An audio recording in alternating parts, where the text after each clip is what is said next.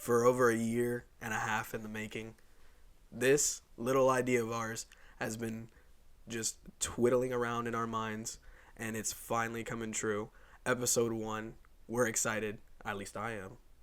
I'm Manny. Welcome to the Triple Take Podcast, and I'm here with my two best friends in the entire world. Hey, what's up, guys? I'm Frank. Happy to be here. Happy for the fact that we're making this happen, and let's see how it goes. Hi, I'm Joseph, the tech guy here at the Triple Take Podcast, hoping that this all could stay together with my two homies. All right, so today's topic for today is going to be movies. We'll be talking about the 2023 movies and what we found to be the most interesting and some of the most disappointing. And we'll move on from there. We'll go to the Oscars. We'll talk a little briefly about that, and then we'll talk about our most anticipated movies of 2024. So to kick us off, we got Joseph with the 2023 top 5 movies. What you got? So, my number one movie of the year, surprisingly, because I really don't care about wrestling whatsoever, was The Iron Claw. Followed by Oppenheimer, because I'm just a really big nerd. Love physics. I'm that kind of guy. Godzilla Minus One, because it kind of reminded me of the old school movies, just in a more modernized take, especially with the authentic culture aspect of Japan. Spider-Man Across the Spider-Verse, because that was fire, even though I wish I didn't watch it in 4DX. And surprisingly, I really like Blue Beetle. I had zero expectations for it, and I just really liked it for what it was. You know, with the 40X thing, I just thought it was funny that one of our other friends was there, and like all his popcorn was just going everywhere because he'd never been to 40X before, and it was just falling all over the place. And then briefly describe what is 4DX. Bro, 40X, right? 40X is when you're in a chair in a movie theater, and that thing is moving while the movie's moving. So like you swinging with the Spider-Man, boy. You swing with Spider-Man in the seat. That thing's going crazy, bro. Joseph's back. After that, he felt like an old man. He was telling me. I don't dance. I don't do anything. But I was belly You're a dancing. nerd, tech guy. I am a nerd. I'm a tech guy, but I was belly dancing in that chair. Belly dancing. Me. Just imagine this. That wasn't the only movie we watched in 4DX. No, the best movie to ever watch in 40X, Fast and the Furious. Fast X?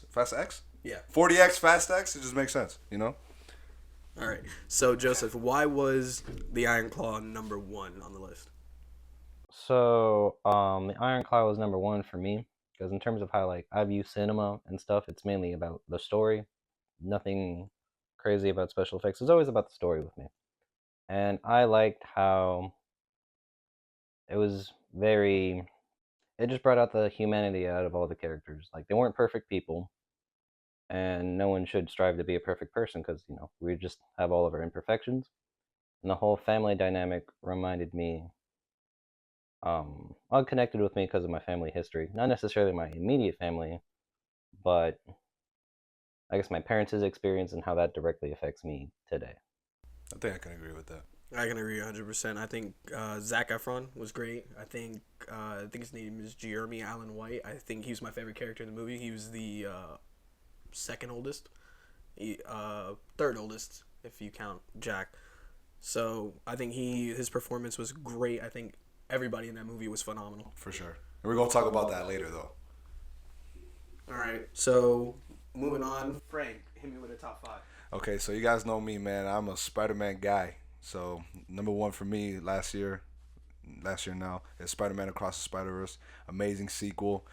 Come to find out, like recently I learned a lot about it. Like the animators aren't even the same people, so they rebuilt the whole city from scratch. And me finding that out on top of like later after watching the movie makes it like 10 times better for me because like they really went super crazy with the story and the animation and the characters. Amazing. One that surprised me that made it into my top 5 was Godzilla Minus One. I do not watch no Godzilla movies. These guys know I do not watch Godzilla movies. But that one, fire. Amazing. Another one, these aren't in particular order, by the way, but Guardians of the Galaxy Volume 3, amazing story, amazing character development, just great movie. Oppenheimer, another movie, it's very slow. usually don't like movies like that, but like with the whole special effects that they were all practical, like Joseph was telling me because he's the tech guy. I don't really know stuff like that, but him telling me that, like, it just made the movie even more amazing to me, especially with the sound quality of watching it in the movie theater. And fifth, it's probably surprising that most people might not even know about this movie, is The Shift. It was a movie done by Angel Studios, and then like it just really spoke to me because I'm like a really like religious type of guy, and it had like a very godly theme to it, religious God theme to it, and it really like hit home for me. Even though the movie, I can admit, wasn't really like all that great. All right. So, if it's in no particular order, what would you say is the closest to being number one on that list? Spider-Man, easily. And just like explain a little bit why is Spider-Man number one? Like I was saying, man, the animation was just crazy. Like I love the Spider-Man story. I love Miles Morales. I think the character development from the first one was really good. All the characters were really colorful. A lot of funny moments.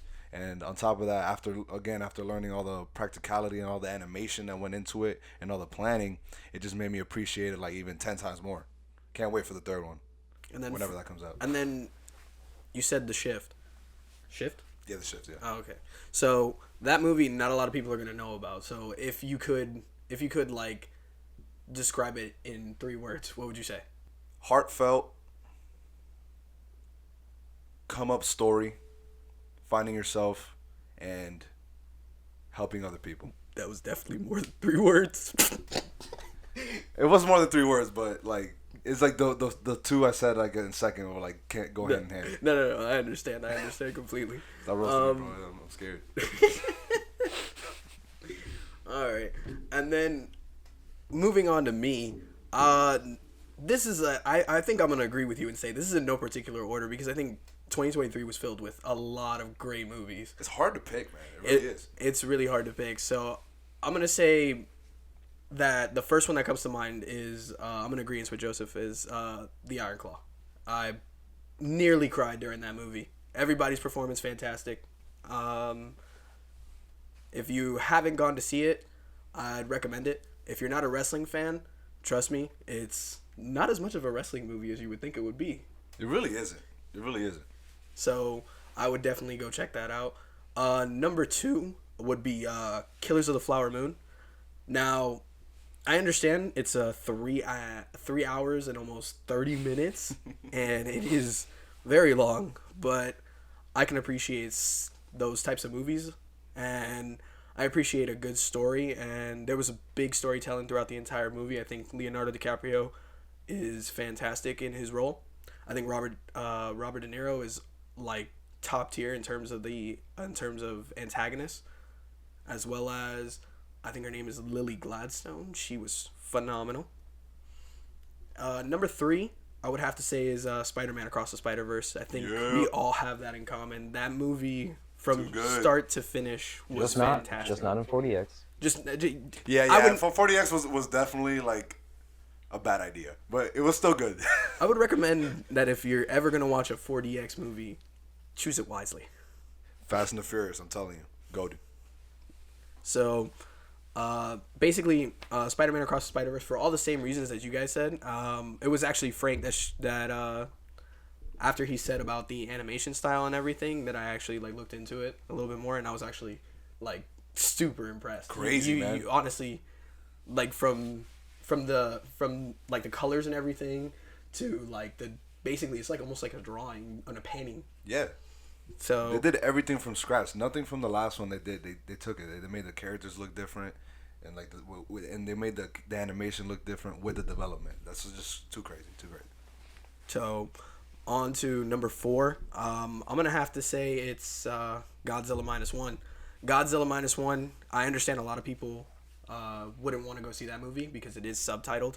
There isn't an English dub, so you know that's a gripe that a lot of people had, and I think that it's the first monster movie that I feel had the human side and the monster side. So it's just, I think, a perfect blend. Number 5, just stepping out of the usual genre. I'm going to go into the horror genre actually, and I'm going to say Saw 10. Saw 10. I'm a big fan of that franchise, and I think that this was, if not the second best Saw movie that ever came out. I feel that this had an amazing story. I feel that we saw a side of John Kramer that we haven't seen before. So, if you're a fan of Saw, I recommend going to see it.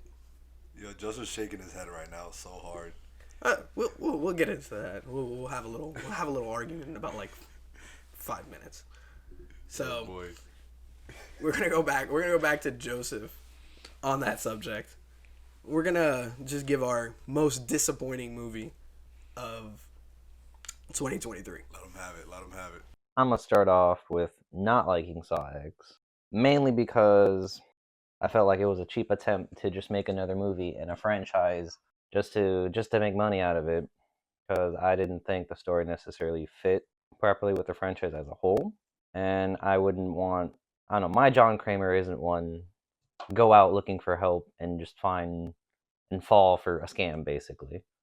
My John Kramer, within his desperation, is a man of action, and he would act and follow his beliefs like that, and he wouldn't just try to seek for help like that. I don't know. I just don't.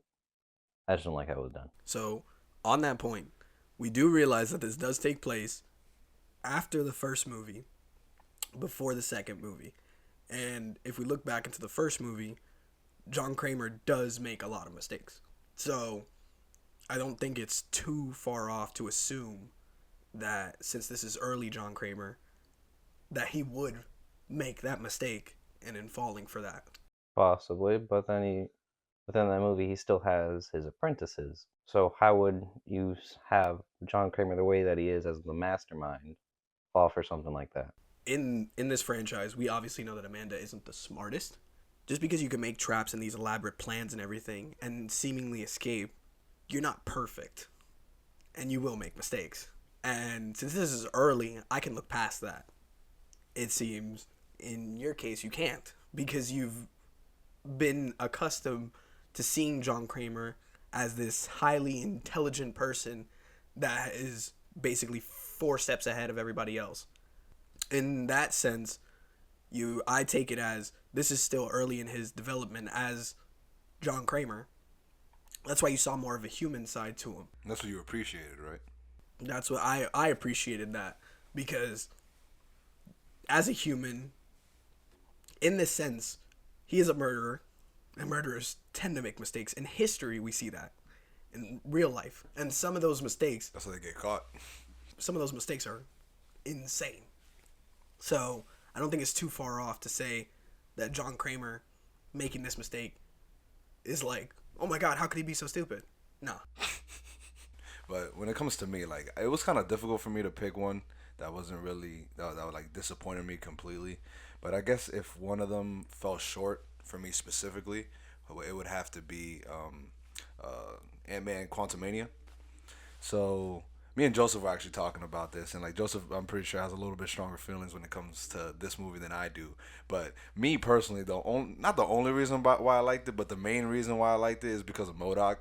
Best comedic relief I've ever seen in my life. Actually had me rolling in tears in the movie theater, and everybody was like, "Bro, shut up." But I just couldn't, I just couldn't handle it. I just couldn't handle it, man. When they took him out the water, bro, killed me.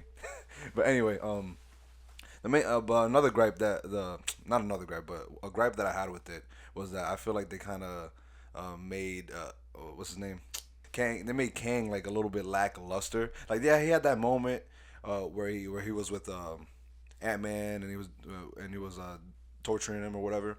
But it's just like it showed a side of Kang that we wanted to see, like the ruthless ruler, supreme guy. But it's the fact that how he lost and like how everything kind of played out and played about. It just felt short for me, especially when it was the first introduction to Kang in the cinematic universe. So I just felt like, yeah, lackluster in terms of that. Decent movie though. When they introduced him, I felt that they had the right sense of presence because he showed up, he knew he was in charge, and he made that known. Everyone was scared of him, intimidated by him.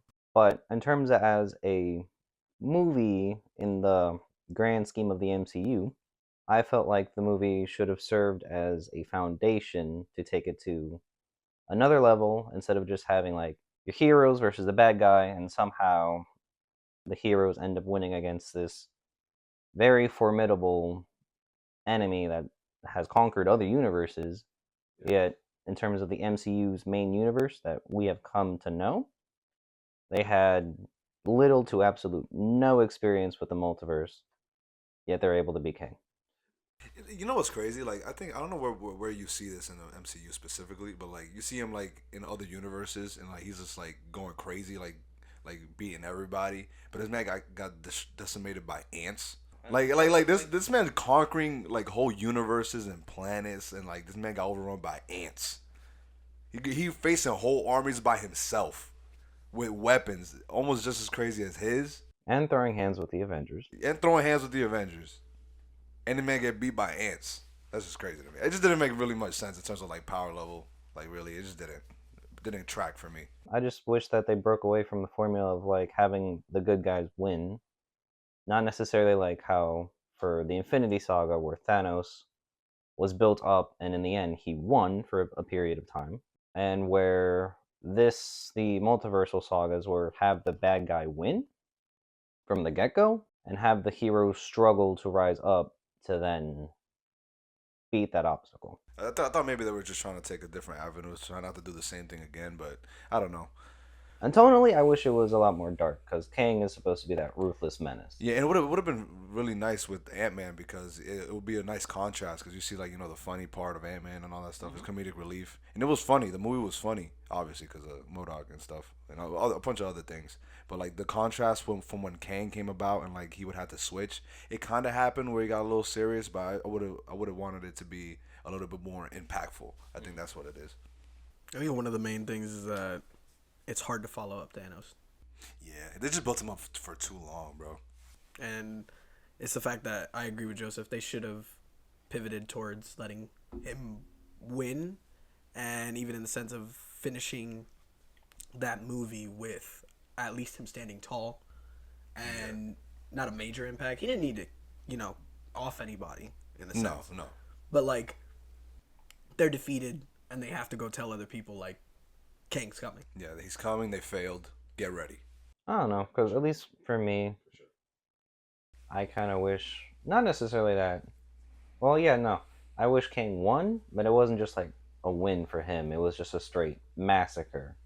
Because then why, I wouldn't necessarily want Ant-Man to just be like, oh, like, Kang's coming, because that's the same thing that happened to Hulk, where he said Thanos is coming in Infinity War. Where there's his threat, and there's nothing you could do, because I just really wanted him to win it from the get-go. Yeah, he's just a Kang stan. I guess. I don't blame you. He's a cool character. I'm more of a villain, I guess. Yeah, like Doctor Doom and stuff like that. I don't blame you though. They're cool characters.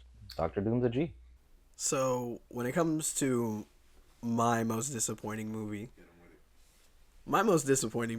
which is funny enough, my fifth is his, and Like his fifth is mine. like your fifth is his like least liked movie, and his fifth is your least liked movie. Yeah, because Blue Beetle to me was extremely disappointing. I'm a big fan of Blue Beetle, and I feel like the actor, I feel like he did good with what he had, if that makes sense.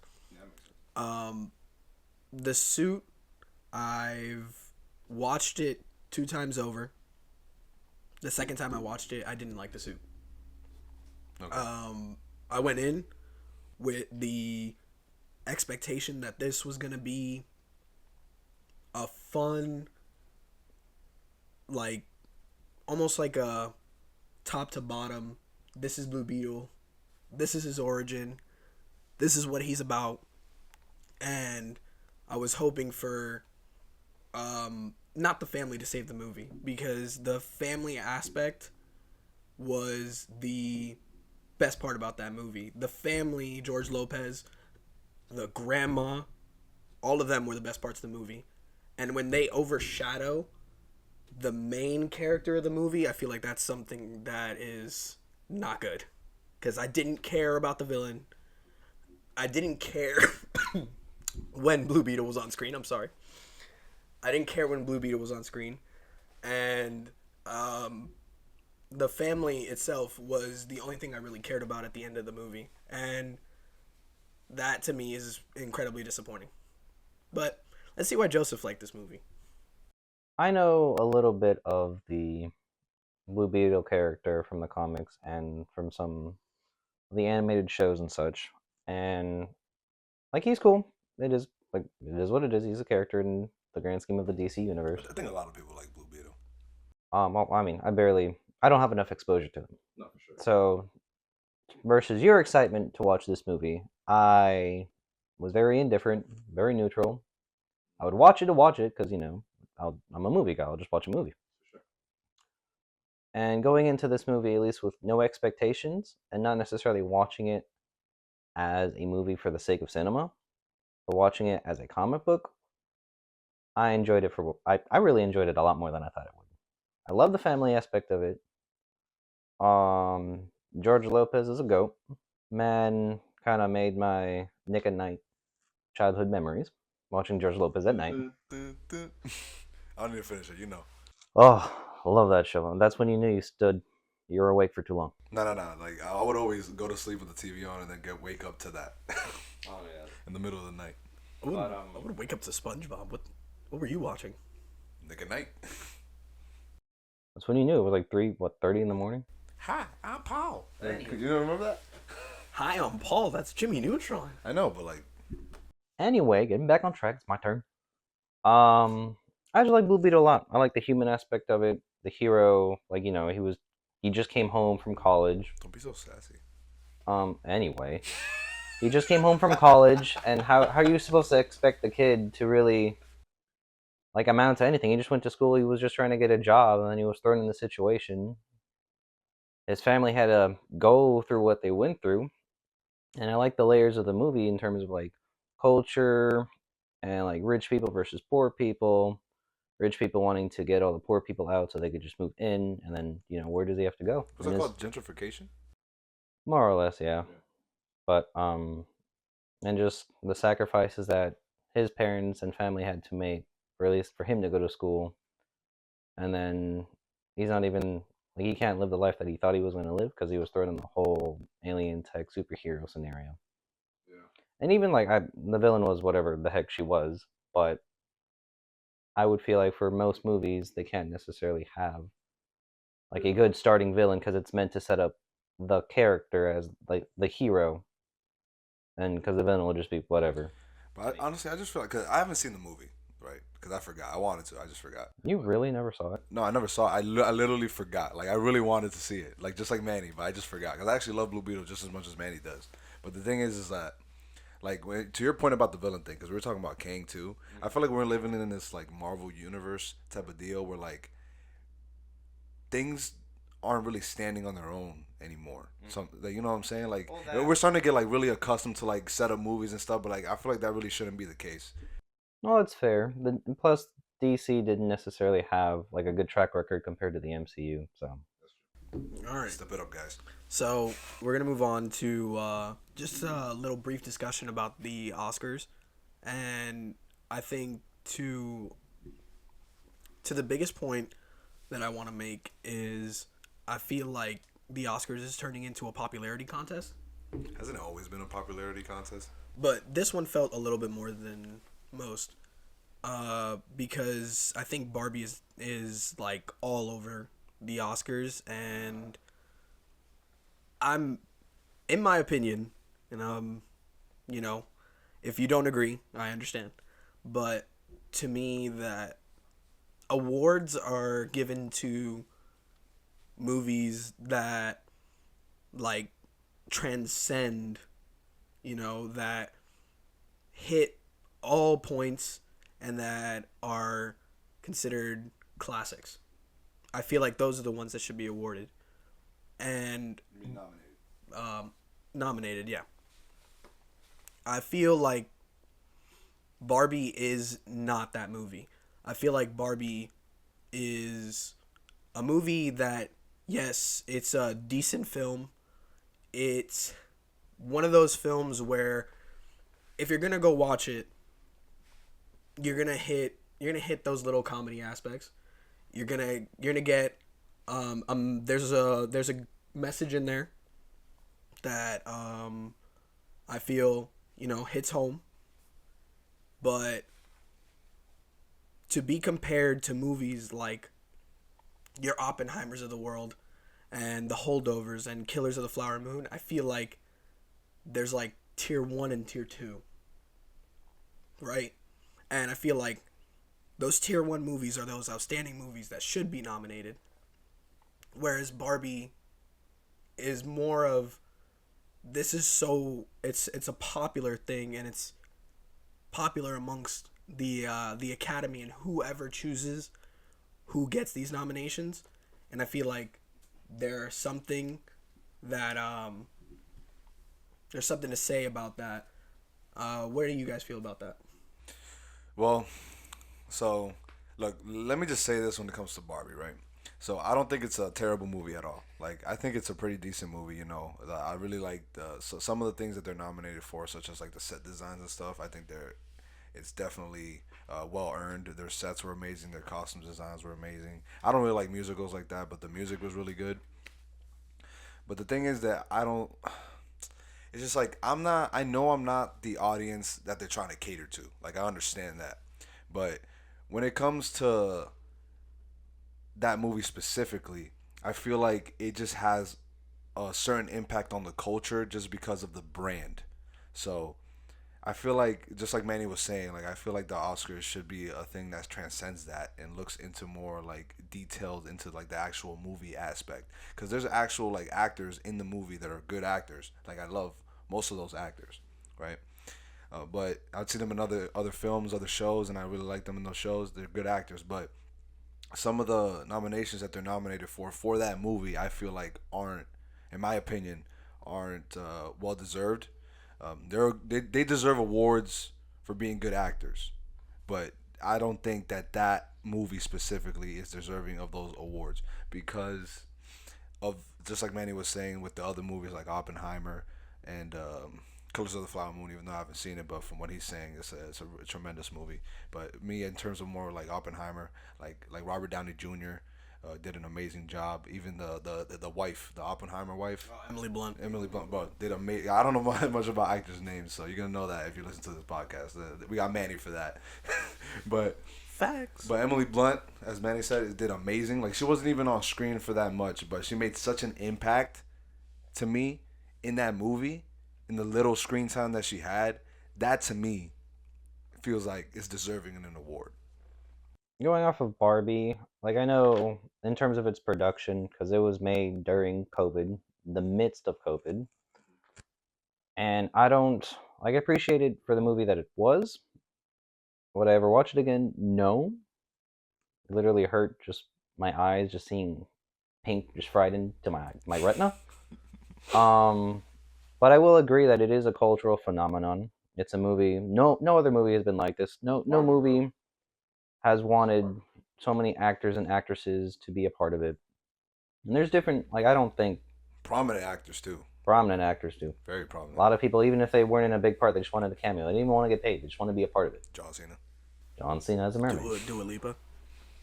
She got the song though, so Oh, she did. She really did. Um, I just don't think the movie in itself, like, it was just a movie. It wasn't cinema to me. Like, something like Oppenheimer is cinema because you have the depth of character. What necessarily was deep about Barbie was just Barbie herself. And in terms of catering to whatever audience it was trying to cater towards, if like it's Barbie, you expect girls or just children to play with the toys, yet a lot of the jokes and humor were very on the nose, very adult related. Like how are you going to end this movie with the last word being gynecologist? yeah. That threw me off way too hard. Like I felt like it was more catered to like the older women that used to play with Barbies, especially since like not the main character, but like the one that she meets in the real world. So The mother. yeah, the mother. We'll go more in depth on this on another time, because I feel like this is one of those points that are gonna take a little bit longer. Yeah, to this might get need its own into. episode, man. This To culture be stuff. This is a culture shock. Culture shock. So to hit on topic 3. We'll go to Frank. This is gonna be his top 5 most anticipated movies going into 2024. Hit us with it. Okay, man. Let me tell you. So, I know I didn't put it. Wait, no. No, never mind. Okay. So I was gonna put Dune 1 on my list for 2023, but I didn't realize it didn't come out in 2023. Right? It didn't come out in 2023. 2022, I believe. Oh, yeah. It came out a year before, but that leads me to say that probably my most anticipated movie that I want to watch is definitely Dune Part Two. I don't know anything about Dune, nothing about the books. Never saw the first one where they looked like prisms when they were fighting, but I saw a video that was hilarious. But do what you got to do.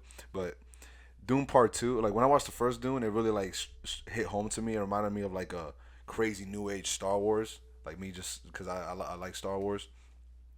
And like the whole like CGI and the story, like I liked how like it didn't really go into specifics. It kind of let the watcher, the viewer, I should say, the viewer like really like figure out the things that was going on. It was a lot of visual storytelling. Visual storytelling, yeah. And I'm a very visual person, so it really appealed to me. And like the world building was insane. And I like the fact that the world building, they took the world building for the first part, and like that made me excited to watch the second part because it looks from the trailers, it looks a lot more action packed. And I just can't wait to see like how it goes.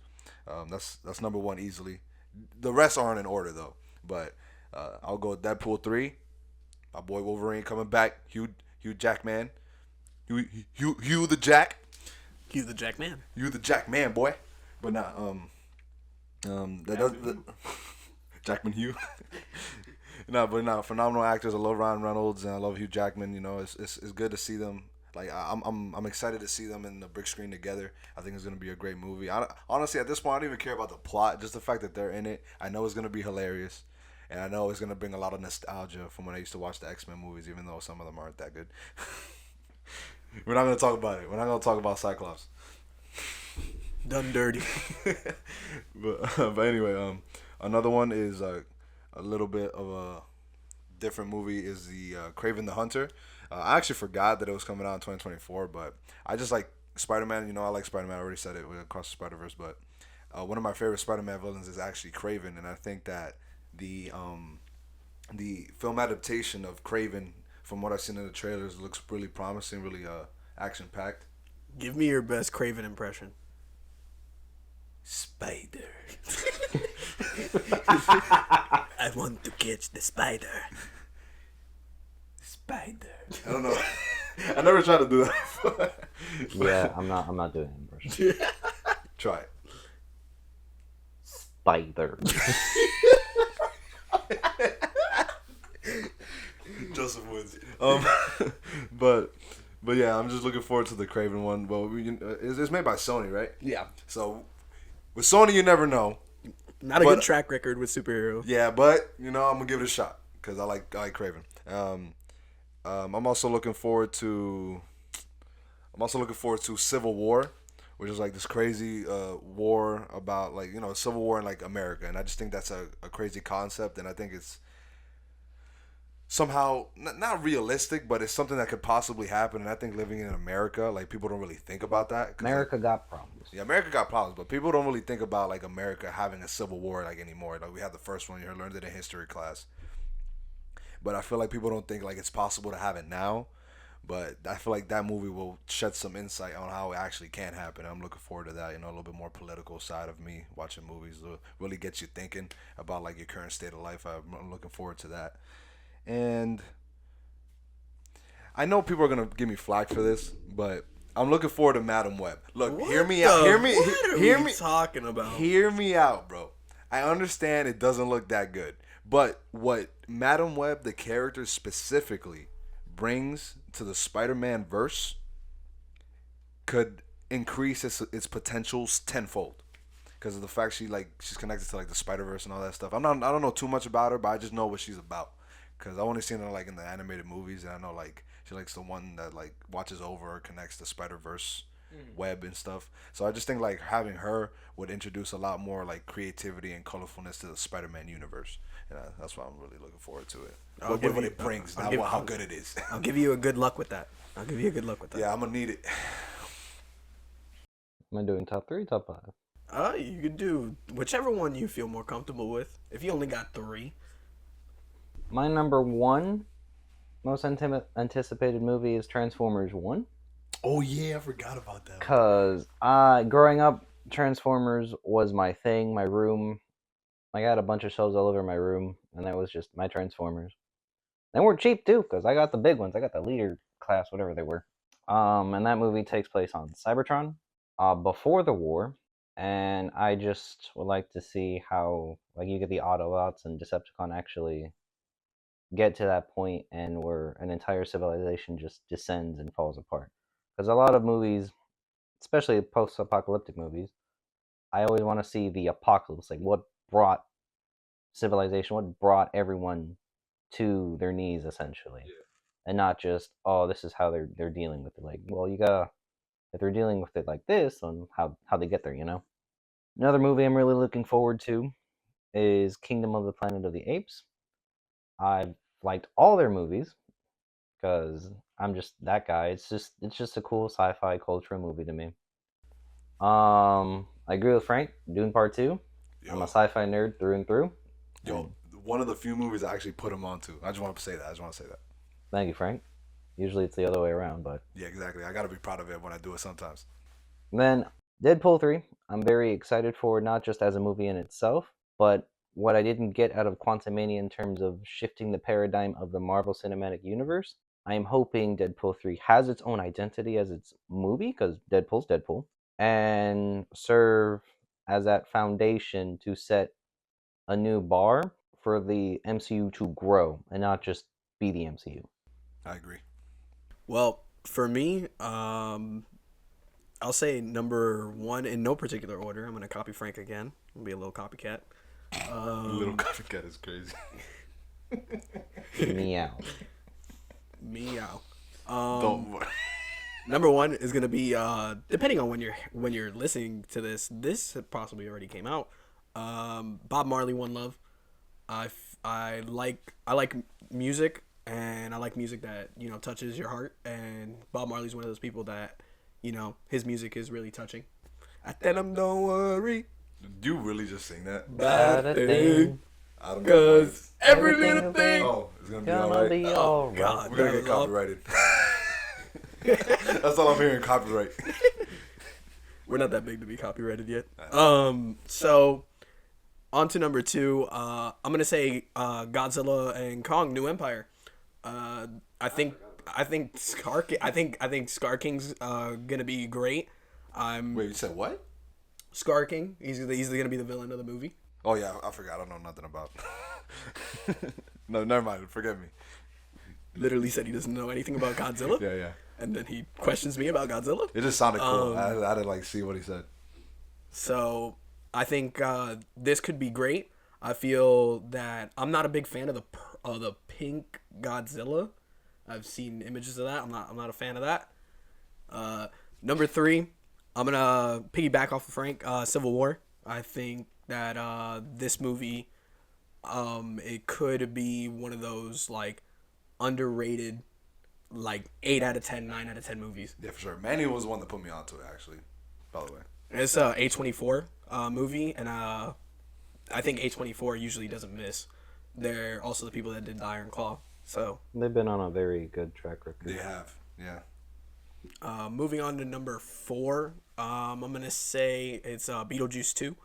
I watched the first Beetlejuice. Super missed me with that. I watched the first Beetlejuice, and Michael Keaton. It's just a great classic film. I'd rather watch Planet of the Apes with Joseph. Really? Yes. That's surprising. That's a stretch.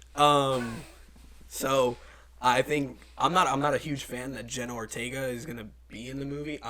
I like Jenna Ortega, but I don't like that. I don't like having too much of Jenna Ortega. She's I'm been on a seeing roll her lately, everywhere. man. She's been on a roll, bro. Props out to her. She's getting hers. That's all I'm saying. She has been on a roll, because Bro, after the what? whole, what was it, Saw 8? Or No. Saw. Scream. Scream 8. Scream She's 7. like- Seven. Yeah. Lucky After number 7. that situation, she's like, yeah, okay, whatever. She's just like, I don't need that. And she's looking on to other projects. So props to her. Facts. And on top of that, William Dafoe is gonna be in this movie, and I'm a big fan of him. So He's in Beetlejuice? He's gonna be in That Beetlejuice. might make me watch it just because I love William Dafoe. Yeah. Defoe. To round it all off, I'm gonna piggyback off of everything else everybody was saying. It's Deadpool 3. I mean, it's no shocker. But who doesn't want to watch? I mean, there's probably people who doesn't, but like whoever like watches Marvel, who wouldn't want to watch Deadpool 3? Well, to be fair, I still gotta watch Deadpool 1 and 2. You need to watch everything. I do gotta watch everything. But I mean, is there anybody more perfect for that role than Ryan Reynolds? No. Yeah, but Deadpool 3, obviously we know a small thing that Hugh Jackman's going to be in it, Wolverine. That's just a match made in heaven. Ryan Reynolds and Hugh Jackman are just probably going to be the best duo of all time. High expectations. That's all I'm gonna say. I'm gonna just say they had to do so much legal paperwork to make that movie happen with all the different ideas and aspects that I know that are being thrown in. Don't even tell me. I just want to be surprised. You can tell me after. Well, I'm the only one that's probably watched the trailer, so I don't watch trailers. I'd rather just watch the movie because I already know I'm gonna watch the movie. So why do I need to watch the trailers and ruin it for myself? They always ruin it. All I see is a gif of someone reloading and sold. Sold. to wrap it all up, this has been a year and a half in the making. Boys, we finally did it. We are here. Finally completed an episode. We finally completed the one goal we set out to do a year and a half ago. Hey, thank you for joining us. This has been the Triple Take Podcast. I'm Frank. I'm Joseph. Hope we can take this to the next episode. Yeah, well, we'll see you in episode 2. Thank you so much. Peace.